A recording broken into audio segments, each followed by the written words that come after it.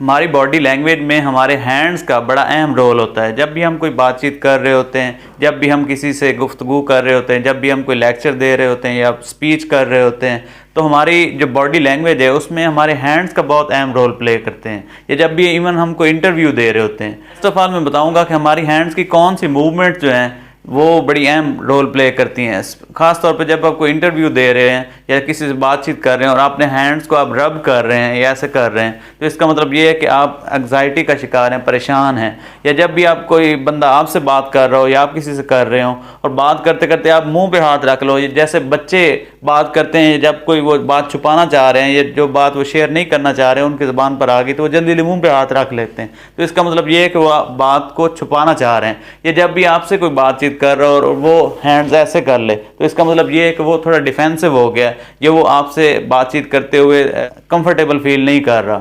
या जब भी आपने लीडर्स वगैरह को हैंड शेक करते हुए देखा होगा, तो जब भी वो हाथ ऊपर की तरफ करते हैं, यानी हैंड शेक करते हुए हाथ ऊपर की तरफ उनका होता है, तो इसका मतलब ये है कि वो डोमिनेंस शो कर रहा होता है। और जब किसी का हाथ नीचे की तरफ से होता है, ऊपर से कोई हाथ मिलाता है, तो इसका मतलब ये है कि वो अपने आप को इन्फीरियर समझता है। और जब कोई हाथ मिलाते वक्त इक्वालिटी बराबर होते हैं, तो उस वक्त ये शो होता है कि वो दोनों आपस में बराबरी की सतह पर ताल्लुकात कायम करना चाहते हैं। या जैसे आपने लीडर्स वगैरह की पिक्चर में देखो, जैसे इमरान खान की जो पिक्चर है उसने ऐसे करके बैठा है, ऐसे करके, तो इसका मतलब ये है कि कमिटमेंट शो हो रही है और कॉन्फिडेंस उसका शो हो रहा था।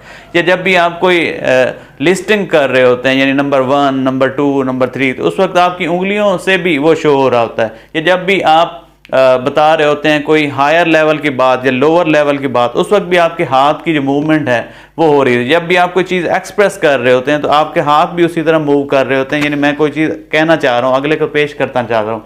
या जब भी आप बातचीत करते वक्त अपने हाथों को पीछे छुपा लेते हैं या पॉकेट्स में डाल लेते हैं, तो इससे ये शो हो रहा है कि आपके कोई हिडन जो है एजेंडा है, कोई बात आप छुपा रहे हैं। और जब भी आप बातचीत करते वक्त आप हाथ ऐसे कर देते हो या ऐसे, मतलब कुछ भी छुपाया नहीं है, तो इसका मतलब ये है कि आप ऑनेस्टी आपकी शो हो रही है या आपकी ईमानदारी शो हो रही है। जब भी आप किसी दूसरे सामीन को कहते हैं कि अपने हाथ बुलंद करें, तो आप पहले खुद अपना भी हाथ बुलंद करते हैं, तो फिर उनको भी आप आसानी के साथ कन्विंस कर सकते हैं। फिर या जैसे जब इंसान कुछ सोच रहा होता है, जैसे आपने कह दिया अल्लामा इकबाल की पिक्चर देखी होगी, तो वो ऐसे करके बैठे हैं, यानी जब इधर रखता है इंसान हाथ, तो इसका मतलब कुछ वो सोच रहा है, थिंकिंग कर रहा है। या जब भी इंटरव्यू वगैरह में आप अपने मुंह पर हाथ रख रहे हैं या अपने बालों को छेड़ रहे हैं, तो इसका मतलब है आप कंफ्यूज हैं। या जब भी इंसान परेशान होता है तो अपने नेल बाइटिंग करता है, यानी हाथ जो है वो आपके दांतों में आ जाते हैं। यानी जब कोई मैच की ऐसी सिचुएशन होती है, सनसनीखेज मरहले में दाखिल हो जाता है,